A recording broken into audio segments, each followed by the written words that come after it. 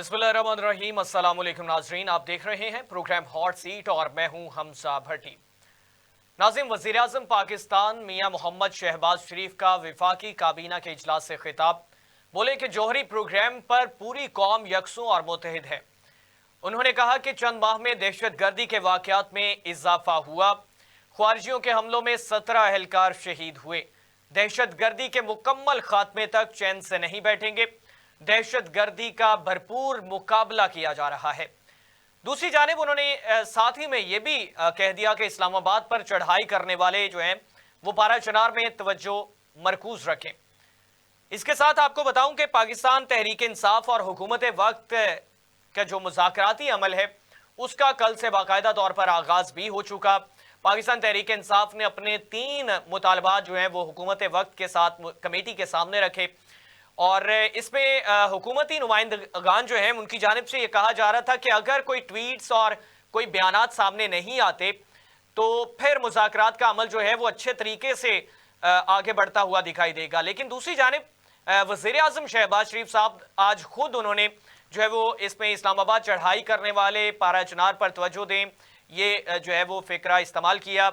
इस पे बात करेंगे कि दोनों जानिब से कितनी संजीदगी है। और दूसरी जानिब अपोजिशन लीडर जो हैं कौमी असम्बली उमर अयूब, उनकी जानिब से कहा गया कि कुछ खबरें ये गर्दिश कर रही थी कि मैं मुज़ाकराती अमल में हिस्सा नहीं लेना चाहता। लेकिन उन्होंने वजाहत की कि मैं जो है गुज़िश्ता रोज़ पेशावर हाई कोर्ट में था, जिसकी वजह से मैं उसमें शरीक नहीं हो सका। उन्होंने कहा कि फॉर्म 47 की हुकूमत मेरे खिलाफ मुकदमात करी है। मतलब उमर अयूब साहब ने भी फॉर्म 47 वाला इशू फिर से उठा दिया। मुज़ाकराती अमल है और उसके दौरान इस तरह की गुफ्तो शनीद जो है वो भी जारी है। और तीसरा, इसमें सरबराह अवामी मुस्लिम लीग जो है शेख रशीद साहब, उनकी जानिब से बयान सामने आया। उन्होंने कहा कि मुज़ाकरात की ये बेल जो है ये चढ़ती हुई नजर नहीं आ रही है। दुआ कर रहा हूं कि मुज़ाकरात कामयाब हो जाएं।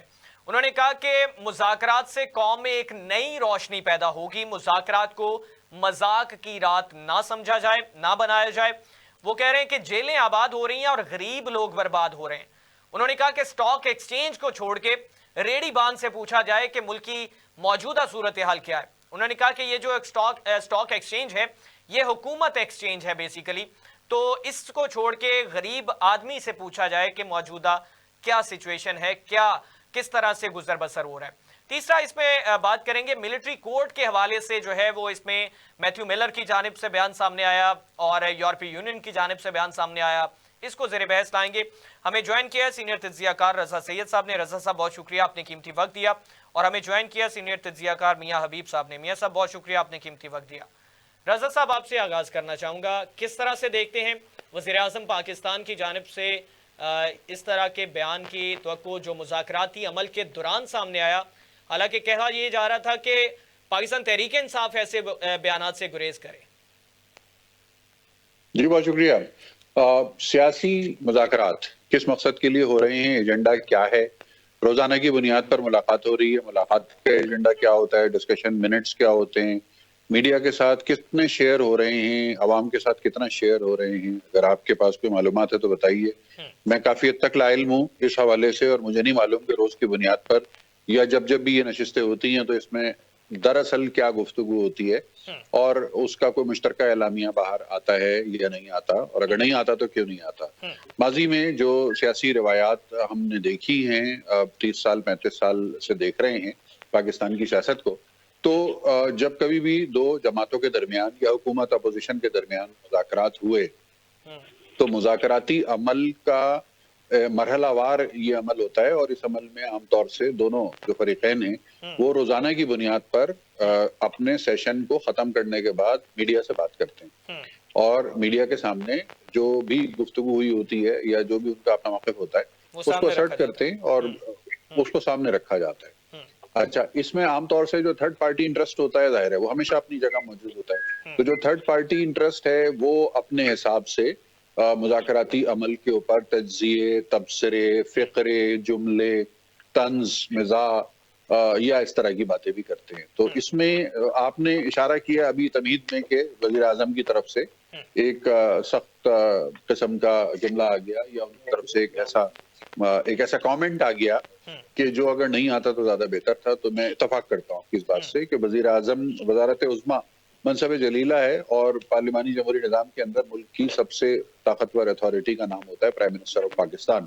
تو جو بھی ہوں پرائم منسٹر آف پاکستان ان کو اپنے منصب کی جو سنجیدگی ہے اس کا پاس رکھنا ہوتا ہے اور اس بات کا خیال رکھنا ہوتا ہے کہ اگر وہ مکمل طور پر غیر جانبداری نہیں بھی برت سکتے اپنی سیاسی مصلحتوں یا اپنی سیاسی الائنمنٹس کی وجہ سے تو کم از کم ڈگنیفائیڈ قسم کی بات وہاں سے آنی چاہیے. صدر مملکت ہو گئے, وزیر اعظم ہو گئے, اسی طرح دیگر جو یعنی آئینی جو کانسٹیٹیوشنل پوزیشنز ہیں ملک کی, ان سب سے یہ تقاضا بجا طور پر میڈیا کو بھی توقع ہوتی ہے اور عوام کو بھی توقع ہوتی ہے کہ وہاں سے جب بھی کوئی بات آئے گی تو بہت ذمہ داری پر مبنی ہوگی اور کسی حد تک جسے کہتے ہیں دیانتداری یعنی ایک پولیٹیکل ان بائس اس میں ہونا چاہیے. بدقسمتی سے ہم گزشتہ چند برسوں کے دوران جس قسم کی پولیٹیکل پولرائزیشن کا یہ معاشرہ اور یہ ملک شکار ہوا ہے, ہم اس سے ابھی باہر نہیں نکلے اور سینسیٹیوٹیز بھی بڑی ہوئی ہیں ہماری نا, ہم حساس بھی زیادہ ہیں.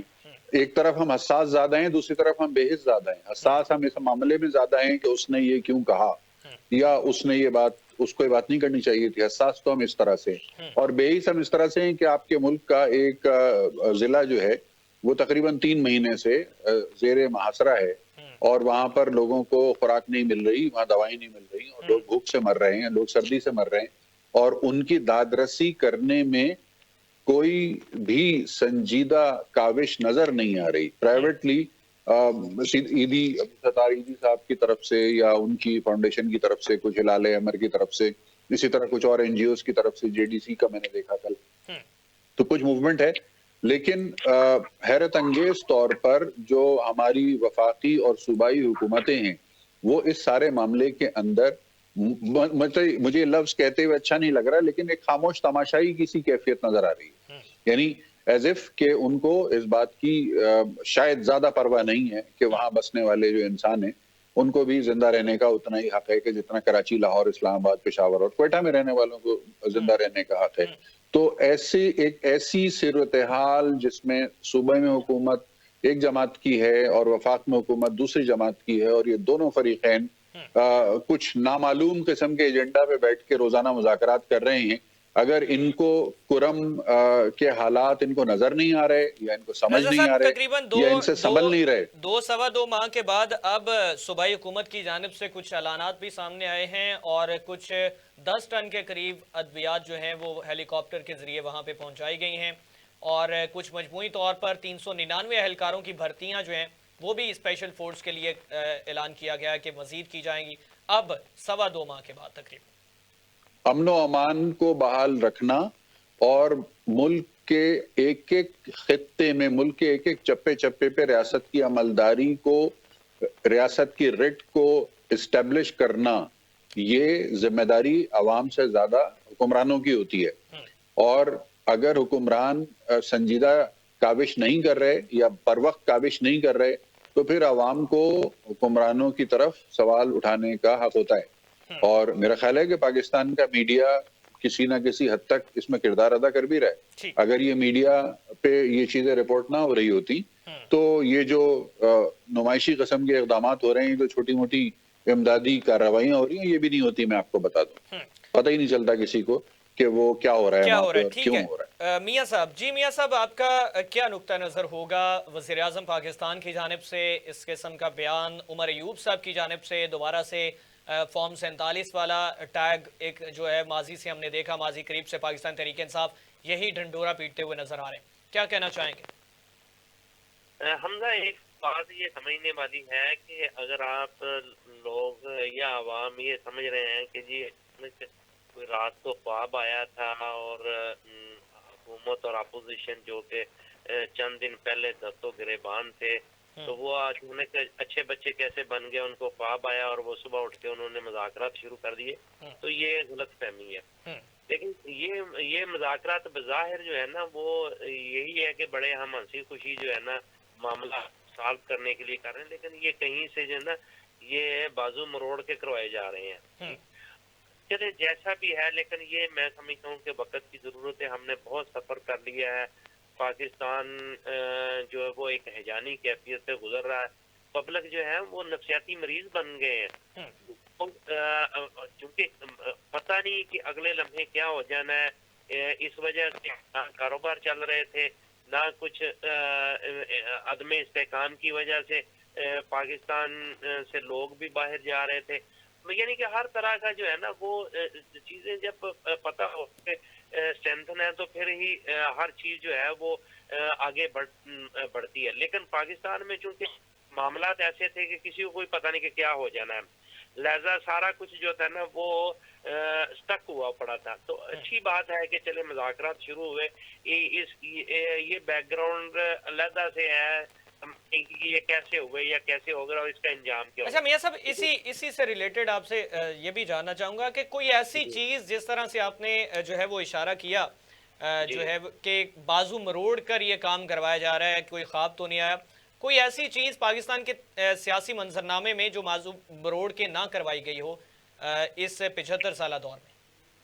نہیں، دیکھیں ماضی میں جب اصل میں آپ کا سیاسی سیٹ اپ جو ہے نا وہ بہت کمزور ہو چکا ہے. ماضی میں سیاستدان کو اپنے طور پر اتحاد بنتے بھی رہے، ٹوٹتے بھی رہے، کئی چیزیں اپنے طور پر انہوں نے کی ہیں. یہ نہیں ہے کہ یہ پہلے دن سے ہی ایسی صورتحال تھی، لیکن یہ تو ننگے چٹن تو آج ہوئے ہیں نا. اس سے پہلے تو جو ہے بہت سارے بہت ساری اداروں کے بھی اور چیزوں کے بھی قائم تھے. تو وہ جب برہم ٹوٹتا ہے نا پھر کوئی چیز بچتی نہیں ہے. تو آج جو ہے نا ہمیں دوبارہ سے پھر چیزیں جو ہے نا وہ اسٹیبلش کرنے کی ضرورت ہے، ہمیں ادارے مضبوط کرنے کی ضرورت ہے، ہمیں سیاسی نظام جو ہے اگر ملک کو سیاسی نظام کے تحت چلا پھر ہمیں سیاسی نظام بھی جو ہے وہ مضبوط کرنے کی ضرورت ہے. بہرحال چلے دیر آئے درست آئے، جیسے بھی ہے کفر ٹوٹا خدا خدا کر کے چلو انہوں نے شروع تو معاملات کیے ہیں نا جیسے بھی کیے ہیں. اچھا اب صورتحال یہ ہے کہ اس میں جو نظر آ رہا ہے نا جو ان کی پہلی بیٹھک ہوئی ہے اس میں دیکھیں اصولی طور پر تو یہ سارا معاملہ جو تھا یہ اپوزیشن کو تکلیف تھی، اپوزیشن کے طرف سے ہی جو ہے وہ تھا. لیکن سوائے اسد کیسر کے طریقے انصاف سے تو کوئی نہیں آیا ان مذاکرات میں.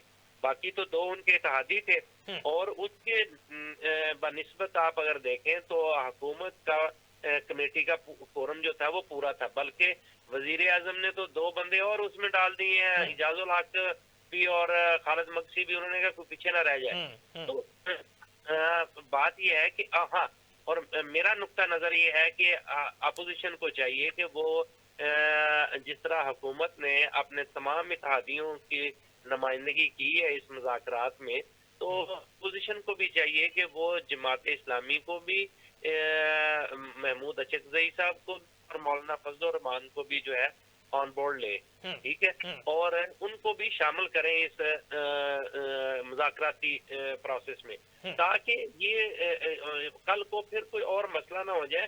یہ تمام اپوزیشن اور حکومت بیٹھ کر جو ہے وہ مذاکرات کا جو ڈول ڈالا گیا ہے اس میں وہ اپنا کردار ادا کریں. اور بلکہ میں تو یہ چاہوں گا کہ اگر آپ نے یہ سلسلہ شروع کر لیا ہے تو کم از کم قومی ایشوز پر بھی آپ کوئی ایسا منیمم ایجنڈا طے کر لیں کہ کل کو اس پہ کوئی بھی سیاسی جماعت جو ہے نا وہ رولا گولا نہ ڈالے، وہ اس کو معاملات کو چلنے دے اور اس پر جو ہے طے کر لیا جائے کہ ان معاملات میں ہم سب متفق ہیں اور یہ معاملات اس طرح سے چلنے چاہیے، تو اور پھر ملک کو چلنے دے خدارہ.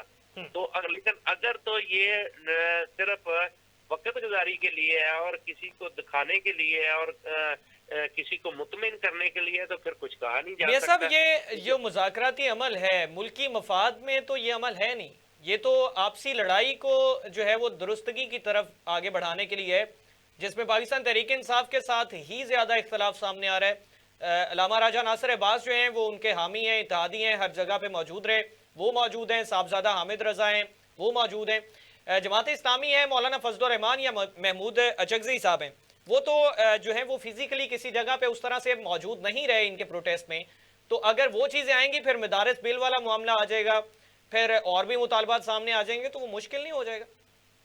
نہیں دیکھیں، اگر آپ کی نیت ٹھیک ہو نا، معاملات کو آپ نے درست کرنا. اور ایک اور چیز میں آپ کو بتا دوں، یہ صرف تحریک انصاف کا معاملہ نہیں ہے، یہ چیزیں انٹر لنک ہوتی، اور کسی کو ریلیکسیشن دینے سے جو ہے وہ دوسری چیزوں پر بھی اس کا اثر پڑتا ہے. مثال کے طور پر ایک ماحول بنتا ہے ملک.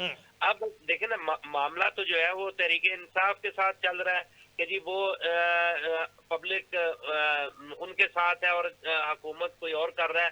تو لیکن اصل مسئلہ یہ ہے کہ پبلک جو ہے وہ جب تک آپ پبلک کو مطمئن نہیں کریں گے آپ جتنی مرضی مضبوط بنا لیں، جب وہ پبلک میں ان کی سے نہیں ہے تو وہ مضبوط نہیں ہوگی. تو لہذا اصل میں اطمینان تو پبلک ہے، اور پبلک کا اطمینان اس صورت میں ہوگا جب تمام اسٹیک ہولڈر جو ہیں وہ مطمئن ہوں گے. تو اس کا مطلب ہے پبلک مطمئن ہے. تو اور معاملہ جو ہے آگے اب سیاسی عدم استحکام کی وجہ سے آپ کا دیکھیں نا، معاشی سسٹم سارا ڈسٹرب ہوا ہے. آپ کے کاروبار نہیں چل رہے، آپ کے لوگ جو ہیں وہ غیر یقینی کا شکار ہے، ہیجانی کیفیت ہے ملک میں. تو یہ ساری چیزیں جو ہے نا، یہ سیاسی طور پر استحکام سے ہی ان پر بھی اثر پڑے گا. اور یہ میاں معاملہ صاحب آپ یہ کہنا چاہ رہے ہیں کہ سیاست داؤ پہ لگانا کام نہیں آئی؟ نہیں دیکھیں، پتہ کیا چیز ہوتی ہے، یہ کوئی ضروری نہیں ہے کہ آپ اپنے دشمن کو گرا لیں تو پھر ہی آپ کی فتح ہوتی ہے. ٹھیک ہے، دشمن کو معاف کر دینا بھی فتح ہوتی ہے. ٹھیک ہے، تو سیاست اس میں جو ہے نا، جس طرح میں نے کہا نا، ساری چیزیں انٹر لنک ہوتی ہیں. صرف ہم یہ نہیں کر سکتے کہ اچھا بالفرض دیکھیں کہ عمران خان نہیں رہتے تو کیا پاکستان ختم ہو جائے گا؟ نہیں رہی تو کیا پاکستان ختم ہو گیا؟ ذوالفقار علی بھٹو نہیں رہے تو کیا پاکستان ختم ہو گیا؟ ضیاء اللہ قطوطی بولتا تھا کسی زمانے میں، وہ نہیں رہے تو کیا پاکستان نہیں رہا؟ یہ بات نہیں ہے. شخصیات ڈومینیٹ نہیں کرتی، سسٹم ڈومینیٹ کرتے ہیں جس کو ہم فالو نہیں کرتے ہیں. شخصیات کے پیچھے بھاگتے ہیں، اور پاکستان کو ہم نے ڈنگ ٹپاؤ طریقے سے چلانے کا تہیہ کر رکھا ہے. ہم سسٹم کے تحت نہیں چلانا چاہتے. خدارہ اس وقت تک بہتری نہیں آنی جب تک آپ سسٹم کو فالو نہیں کریں گے. اسی لیے میں کہتا ہوں کہ پاکستان میں پولیٹیکل سسٹم جو ہے اسٹرینتھن ہونا چاہیے اگر آپ نے لانگ رن چلنا ہے تو. لیکن اگر آپ نے دکھاوے کے لیے کچھ چیزیں کرنی ہے اور ظاہر کرنا ہے یہ دیکھ لو ہم اچھے بچے بن رہے ہیں، تو پھر کوئی اور بات ہے. لیکن اگر آپ نے نیک نیتی کے ساتھ مسائل کا حل چاہتے ہیں تو اس سینس میں نے کہا تھا کہ تمام لوگوں کو آن بورڈ لیا ہے اور منیمم ایجنڈے پہ جو ہے وہ بات کی ہے. یہ جو پروسیس ایک چلا ہے نا ڈائلاگ کا، یہ قومی ڈائلاگ کا فورم بھی بن سکتا ہے. تھوڑی سی اگر اس میں دیکھیں، اب صرف 3 لوگ رہ گئے نا، تو کیا حرج ہے اگر ان کو بھی 3-4 لوگوں کو اور مزید شامل کر لیں تو ایک قومی فورم بن جائے، اور اس کے ذریعے جو بھی فیصلہ ہو اس پہ کسی کو اعتراض تو نہیں ہوگا، کل کوئی اور تو نہیں باہر نکل آئے گا. ٹھیک ہے، یہ چیزیں جو ہے نا یہ کرنے والی چیزیں ہیں.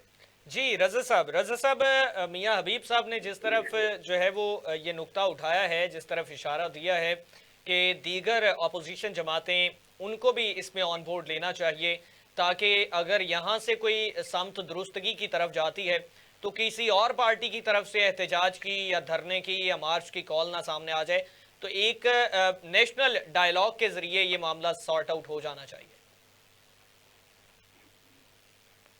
دیکھیے بات یہ ہے کہ مذاکرات حکومت اور حکومت کے سامنے جو اپوزیشن ہوتی ہے ان کے درمیان ہوتے ہیں.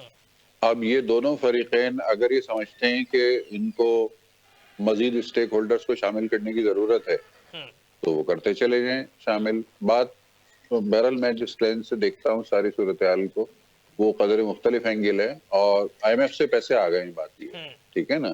تو ملک کی معیشت تو چل گئی اور اگلے 3-3.5 سال چلتی رہے گی. اب یہ جو پیٹی پولیٹیکل ایشوز ہیں اس کو عوام کے سامنے انگیج رکھنے کے لیے یہ اس طرح کی کاسمیٹک قسم کی پولیٹیکل ایکٹیویٹیز کو چلایا جا رہا ہے. غیر سنجیدہ کوشش ہے. مطلب دیکھیں نا، آپ کمپوزیشن دیکھ لیں اٹھا کے کہ اس میں مطلب کون لوگ بیٹھے ہوئے. میں کسی کو نام نہیں لینا چاہتا، آپ نے شاید ہائی لائٹ بھی کیا تھا، لیکن کون لوگ ہیں جو اس مذاکراتی عمل کا حصہ ہیں، اور وہ ان کا کتنا ہی کوئی اسٹیک ہے تحریک انصاف کے اندر یا بانی تحریک انصاف کا، ان کو کتنا اعتماد حاصل ہے، اور ان کا بانی تحریک انصاف کے ساتھ क्या ही कोई हिस्टोरिकल ताल्लुक है। तो वाज़ेह तौर पर ये बात नजर आ रही है कि ये बस फॉर्मेलिटी पूरी हो रही है। यानी ये ऐसा ही है कि जैसे मतलब मेरा कोई कारोबारी मामला हो और उसके लिए मैं आपको नॉमिनेट कर दूं अपनी तरफ से कि वही हमजा भट्टी साहब जो हैं वो मेरी तरफ से मुज़ाकरात करेंगे, तो डील तो मेरे कारोबार की है, बनानी भी मुझे ही है, मैंने आपको नॉमिनेट कर दिया, अब आप रोजाना बैठ के कैमरे के सामने जो है वो तस्वीर खिंचवा लेते हैं कि आप बैठे हैं मुज़ाकरात के अंदर। तो डील तो साहब किसी और की क्या है। कहेंगे वो जिस तरह पंजाबी में कहते हैं कि डंग टपाउण वास्ते ये मामला हो रहा है हाँ हाँ, मानता हूं मैं इस बात को, इसको डंग टपाओ मुहिम कह सकते हैं। ये डंग टपाओ मुहिम है। गवर्नमेंट को भी देखें, गवर्नमेंट के पास भी अब पैसे आ, जब आपके पास पैसे आ जाते हैं ना, फिर आपको दुकान चलानी होती है, you have to run the business. तो पैसे आ गए हैं, दुकान चलाने का बंदोबस्त हो गया है, अब गवर्नमेंट अपने काम में लग गई है। जो मतलब जो गवर्नमेंट का काम होता है वो गवर्नमेंट कर रही है। मैं उस पर अच्छे बुरे के तनाजुर में बात नहीं कर रहा, ना मैं तनकीद कर रहा हूँ, ना मैं तारीफ कर रहा हूँ, ना ही मैं इंडोर्स कर रहा हूँ, लेकिन मैं सिर्फ एक बयान कर रहा हूँ ये बात कि गवर्नमेंट अपना पैसा आ गया, गवर्नमेंट ने अपनी जो सरकारी मशीनरी है उसको चलाना शुरू कर दिया, ठेके शुरू हो गए, कंस्ट्रक्शन का काम शुरू हो गया, सिविल वर्क शुरू हो गया, ठीक है जी। जो यानी अवाम को जो फाइनेंशियल असिस्टेंस वाले जो होते हैं प्रोग्राम वो शुरू हो गए, लैपटॉप बट रहे हैं, मोटरसाइकिलें, इलेक्ट्रॉनिक स्कूटर, मतलब जो भी सियासी प्रोग्राम्स होते हैं, सोशल एक्शन के जो प्रोग्राम्स होते हैं वो चलना शुरू हो गए। और वो चल रहे हैं उन डॉलरों से कि जो IMF से आपने भारी सूद के ऊपर लिए हैं।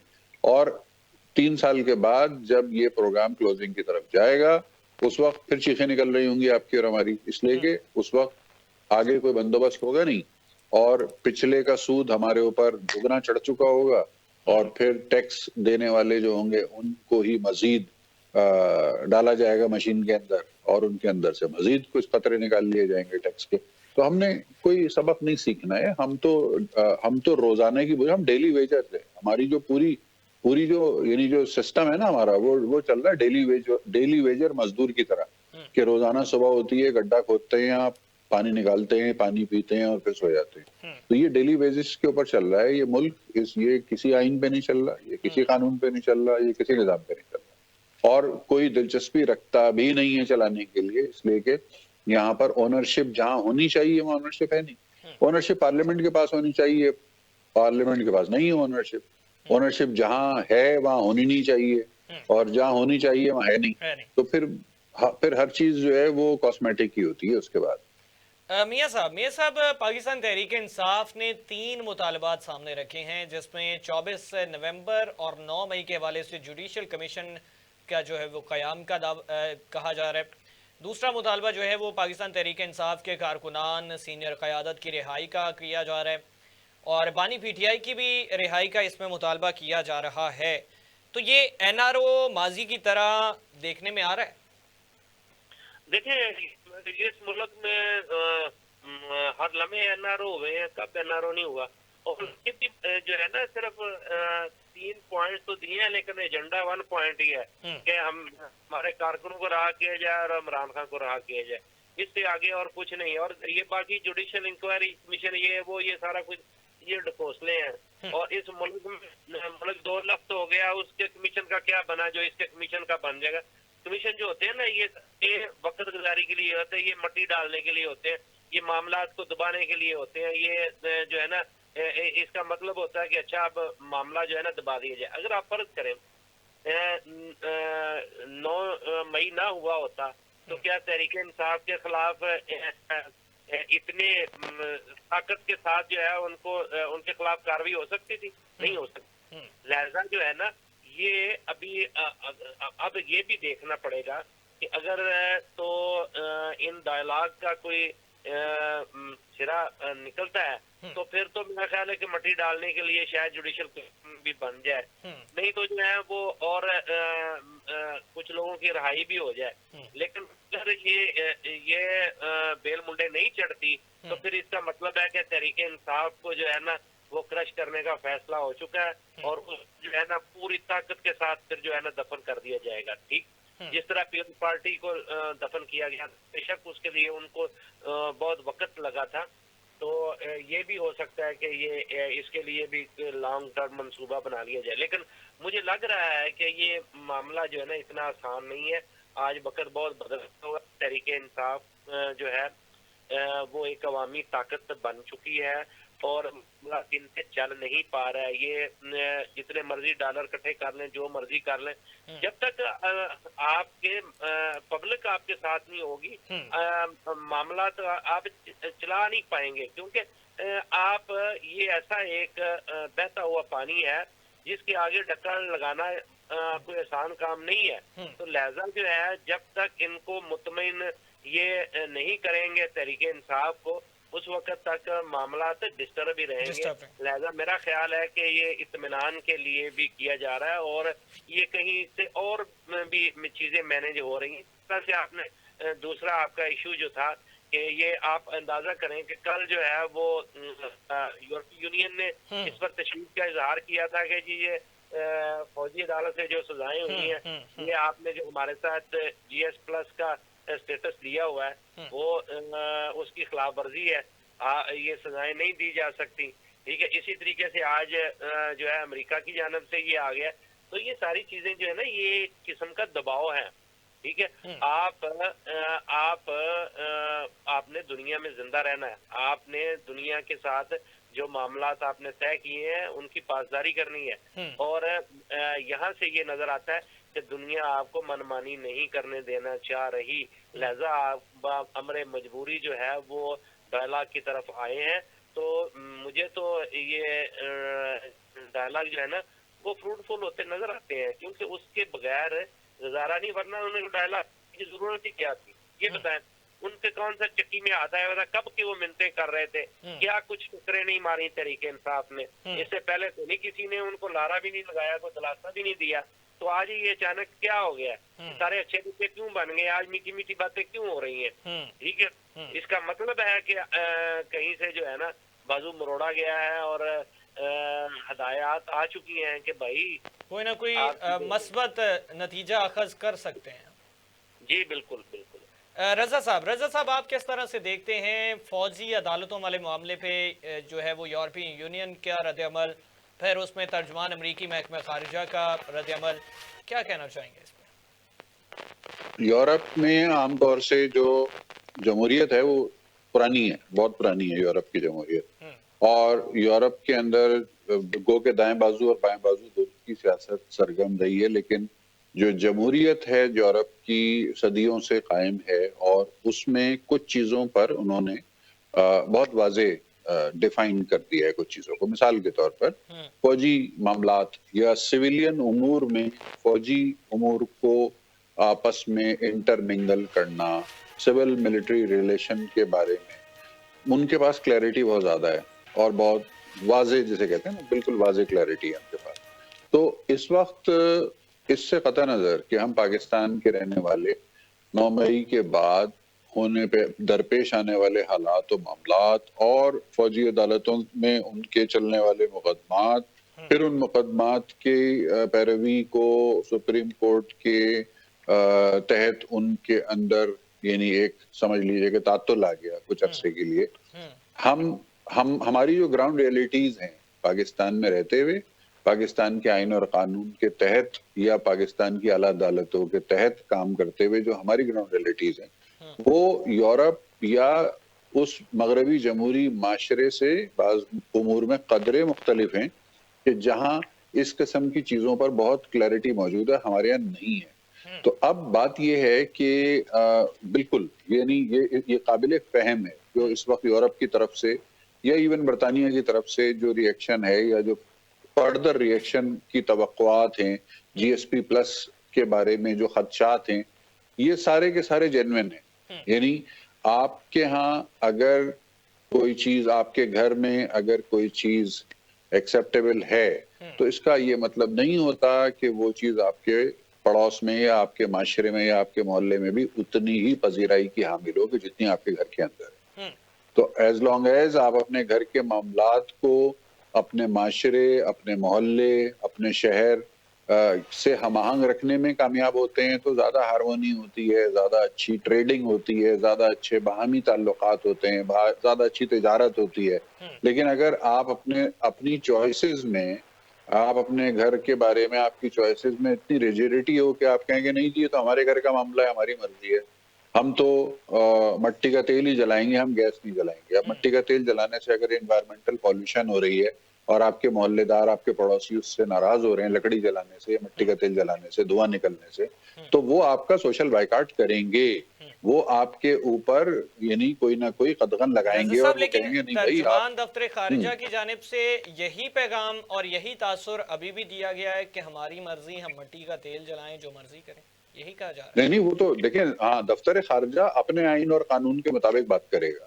دفتر خارجہ جو ہے وہ اس میں ماہرین بیٹھے ہوئے ہیں، تجزیہ کار بیٹھے ہوئے ہیں ایک سے ایک.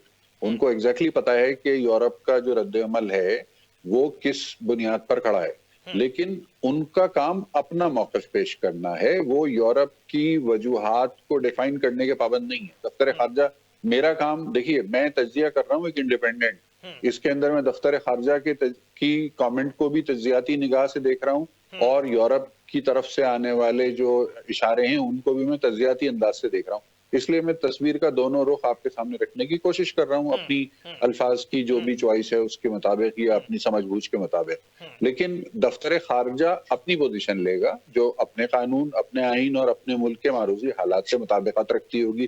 اسی طرح یورپ یا کوئی دوسرا ملک یا جی ایس پی پلس کی جو رجیم ہے وہ جو بھی موقف اختیار کرے گی وہ اپنے قانون کے حساب سے کرے گی.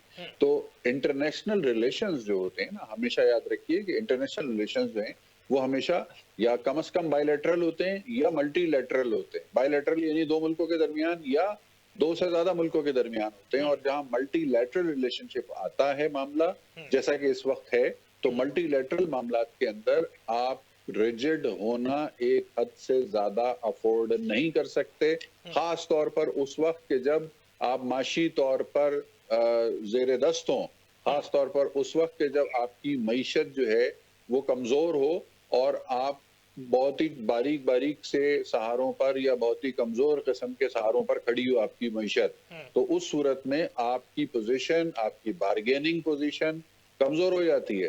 یہی میں آپ کو کہنا چاہوں گا آپ کے شو کے توسط سے کہ اسرائیل جیسا ملک یا ایون بھارت جیسا ملک جو ہے وہ بڑی منمانی کرتا ہے اپنی بین الاقوامی امور کے اندر. یعنی وہ نہیں مانتے جب ان کو کوئی کام کرنا ہوتا ہے اپنے ملک کے اندر یا اپنے اڑوس پڑوس میں، تو وہ اپنی طاقت استعمال کرتے ہیں، اپنی مرضی کرتے ہیں اور پھر کر گزرتے ہیں. اس کی وجہ کیا ہے؟ اس کی وجہ یہ ہے کہ وہ ان کے پاؤں مضبوط ہیں، ان کی معیشت اپنی مضبوطی سے کھڑی ہے اور ان کا دنیا کے طاقتور ملکوں اور دنیا کے طاقتور دارالحکومتوں میں بہت مضبوط قسم کی لابیاں بیٹھی ہیں ان کی. تو اس لیے ان کے پاؤں مضبوط ہیں. آپ دیکھیے ابھی جو ڈونلڈ ٹرمپ صاحب جو اگلے مہینے جو صدر بننے جا رہے ہیں وہاں پر حلف اٹھائیں گے، ان کی جو کابینہ بن رہی ہے اس کابینہ میں بھارتی پس منظر کے حامل لوگوں کی 1 درجن سے بڑی تعداد اب تک نام سامنے آ چکے ہیں جو ان کی کابینہ میں کلیدی پوزیشنوں کے اوپر کام کر رہے ہوں گے. تو آپ اندازہ لگائیے اس بات سے کہ جب بھارت میں پیدا ہونے والے یا بھارتی پس منظر رکھنے والے افراد امریکہ کی حکومت میں کلیدی پوزیشنوں پہ بیٹھیں گے تو بھائی پھر بھارت کے معاملات کو، بھارت کو اگر ماریں گے بھی تو مار کے چھائے میں ڈالیں گے، وہ دھوپ میں نہیں ڈالیں گے بھارت کے کسی معاملے کو مارنے کے بعد. تو اس لیے یہ بات سمجھ لینے کی ضرورت ہے کہ بحیثیت ملک، بحیثیت ریاست، بحیثیت قوم ہمیں بہت محنت کرنے کی ضرورت ہے. دنیا کے جو طاقتور دارالحکومت ہیں ان کے اندر ہماری رسائی ہونی چاہیے. میں بات بہت افسوس کے ساتھ مجھے کہنا پڑتا ہے کہ ہمارے اوورسیز پاکستانی جو ہیں وہ اتنے کوئی جذباتی ہو کر، یا مجھے یہ الفاظ بہت احتیاط سے استعمال کرنا چاہتا ہوں کہ وہ بآسانی پاکستان کی ڈومیسٹک سیاست میں اتنا زیادہ اپنے آپ کو انہوں نے انگیج کر لیا ہے کہ وہ ملک سے باہر بیٹھ کے پاکستان کے مفاد کے خلاف استعمال ہو رہے ہیں. یہ ہو رہا ہے، عملاً یہ ہو رہا ہے. تو یہ افسوس کی بات ہے، یہ شرم کی بات ہے. اگر ان کے اندر ذرا سی بھی سمجھ ہو اور وہ پاکستان کی سیاسی جماعتوں کو ریپرزینٹ کرنے کی بجائے پاکستان کو ریپرزینٹ کرنا شروع کر دیں اور پاکستان کے مفاد کو ریپرزینٹ کرنا شروع کر دیں تو پھر مجھے یقین ہے کہ آنے والا امریکہ کا جو صدر ہوگا اس کی کابینہ میں 6 پاکستانی بھی نظر آئیں گے آپ کو. پھر برطانیہ کے اندر جس طرح رشی سونک صاحب جو ہیں وہ وہاں پر وزیر اعظم اچھا بن رضا چکے صاحب ہیں تو آپ کو پاکستانی پس منظر کے لوگ بھی نظر آئیں گے آپ کو. ٹھیک ہے رضا صاحب، آپ سے بھی اور میاں صاحب سے پہلے جاننا چاہوں گا. میاں صاحب آخر میں سم اپ کرتے ہوئے بتائیے گا، میاں محمد نواز شریف صاحب کی خاموشی برقرار رہے گی یا جانے سے پہلے ایک دفعہ ٹوٹ کی ہوئی جائے گی؟ خیال ہے کہ وہ فیصلہ کر چکے ہیں، ان کے مرضی اور منشا کے مطابق جو ہے وہ سیٹ اپ نہیں بنا، تو لہذا انہوں نے جو ہے نا خاموشی اختیار کرنا ہی بہتر سمجھی ہے، اور وہ میرا خیال سے خاموش رہیں گے. انہوں نے جو ہے وہ میاں شہباز شریف کو سٹیئرنگ پکڑا دی ہے، ان کا یہ لیں بھائی اس کو ڈبوئیں چلائیں جو مرضی کریں، یہ اب آپ کی ثواب دیں. تو معاملہ جو ہے وہ میاں شہباز شریف اور اسٹیبلشمنٹ کے درمیان جو ہے وہ چل رہا ہے. نواز شریف صاحب جو ہے وہ ان کو ہدایات ضرور دے دیتے ہیں کبھی کبھی، اور وہ پنجاب بھی شہباز شریف صاحب کے احکامات پہ چل رہا ہے؟ جی پنجاب جو ہے وہ بھی شہباز شریف صاحب کے زیر اثر چل رہا ہے یا پنجاب جو ہے وہ نواز شریف کی خواہش کے مطابق مریم نواز چلا رہی ہے، اور میاں نواز شریف صاحب چاہتے ہیں کہ وہ ان کی سیاسی وارث بنے، اور اسی لیے وہ اس کو لیڈر بنانا چاہتے ہیں. شہباز شریف معاف کیجیے گا ابھی تک لیڈر نہیں بن سکے، ان کا بیٹا بھی پٹ گیا حمزہ شہباز بھی. تو ساری توقعات جو ہیں وہ میاں جو ہے وہ مریم صاحبہ سے منسلوک کر رکھیں. ٹھیک ہے رضا صاحب آپ کیا کہنا چاہیں گے اس پہ؟ جی کس کے بارے میں؟ میاں محمد نواز شریف صاحب خاموشی برقرار رکھیں گے یا پھر ٹوٹ جائے گی عنقریب؟ نہیں خاموشی ان کی برقرار رہے گی. وہ پنجاب کی سیاست پہ ان کا فوکس ہے، کیونکہ پنجاب ہی ان کی سیاست کا مرکز اور محور رہا ہے پچھلے 35 سال سے. تو وہ پنجاب کی سیاست پہ ہی کو ریبلڈ کر رہے ہیں. وہ اپنی صاحبزادی کو انہوں نے اہم ذمہ داری دی ہوئی ہے، اور پنجاب میں اس وقت نون لیگ کافی متحرک ہے سیاسی طور پہ بھی اور حکومتی طور پہ. رضا صاحب آپ اس بات سے متفق ہیں جس طرح میاں صاحب نے کہا کہ مریم صاحبہ کو ہی لیڈر کنسیڈر کر لیا ہے، کیا مریم صاحبہ کے بیک فٹ پہ ہی رہیں گے یا پھر خود بھی آگے آئیں گے؟ نہیں اس میں کوئی شک نہیں ہے کہ مریم نواز شریف صاحبہ جو ہیں وہ اپنے والد کی سیاسی جانشین ہیں، اس میں کسی کو کوئی شک نہیں. ٹھیک ہے، بہت شکریہ رضا سید صاحب. میاں حبیب صاحب ہمارے ساتھ موجود تھے اینالسٹ پینل میں. ناظرین آج آپ نے جانا کہ کس طریقے سے جو ہے وہ نقطہ نظر میاں حبیب صاحب کا اور رضا سید صاحب کا مذاکراتی عمل جو ہے پاکستان تحریک انصاف اور حکومت وقت اتحادی جماعتوں میں وہ سامنے آ رہا ہے، اور اس پہ کہا تو یہ جا رہا ہے کہ کسی جانب سے کوئی جو ہے وہ بیانات ایسے نہ آئیں، لیکن اس پہ ہم نے جو ہے اس کو زیر غور رکھا. وزیر اعظم پاکستان کی جانب سے جو گفتگو کی گئی، عمر ایوب صاحب کی جانب سے گفتگو کی گئی، عارف علوی صاحب کی جانب سے بیانات ہوں یا کسی بھی پاکستان تحریک انصاف کی جانب سے، تو دونوں جانب سے بیانات کا سلسلہ اسی طریقے سے جاری ہے جس میں فارم 47 کے الفاظ بھی استعمال ہو رہے ہیں، جس میں اسلام آباد پہ چڑھائی کے بھی الفاظ استعمال ہو رہے ہیں. تو مذاکراتی عمل میں کیا پیش رفت آتی ہے، کس طرح سے مطالبات کو تسلیم کیا جاتا ہے پاکستان تحریک انصاف کے. دوسرا ایک چیز اور بھی جو ہے وہ میاں حبیب صاحب نے روشنی ڈالی کہ دیگر اپوزیشن جماعتوں کو بھی آن بورڈ لینا چاہیے تاکہ چند ماہ بعد پھر ان سے کوئی ایسی مارچ یا احتجاج کی توقع نہ ہو سکے. وہ بھی اس میں جو ہے وہ آن بورڈ لے کے ان کو بھی معیشت کے حوالے سے، ان کو بھی ملکی صورتحال کے حوالے سے ان کو بھی آن بورڈ لے کے ان کے بھی تحفظات کو دور کرنا چاہیے. دوسرا جو ہے وہ امریکہ کے حوالے سے، امریکہ کی انوالومنٹ کے حوالے سے بات کی، اس پہ پاکستان کا موقف واضح ہے جس پہ ترجمان دفتر خارجہ کی جانب سے بھی جو ہے وہ موقف پیش کیا گیا، اور پاکستانیوں اوورسیز پاکستانیوں سے بھی اپیل بھی کرتے ہوئے نظر آئے. رضا سید صاحب کی جانب سے جس طرح سے کہا گیا کہ وہ مثبت چہرہ پاکستان کا اجاگر کر سکتے ہیں بین الاقوامی طور پہ، نہ کہ ڈومیسٹک لیول کی پالیٹکس میں انوالومنٹ ظاہر کر کے، انگیجمنٹ کر کے.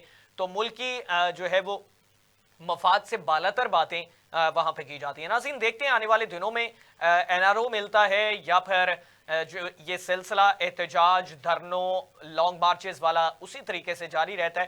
یہ اس مذاکراتی عمل کے بعد طے ہو جائے گا. آج کے لیے اتنا ہی. اپنے میزبان حمزہ بھٹی کو اجازت دیجیے. اللہ نے کے بعد.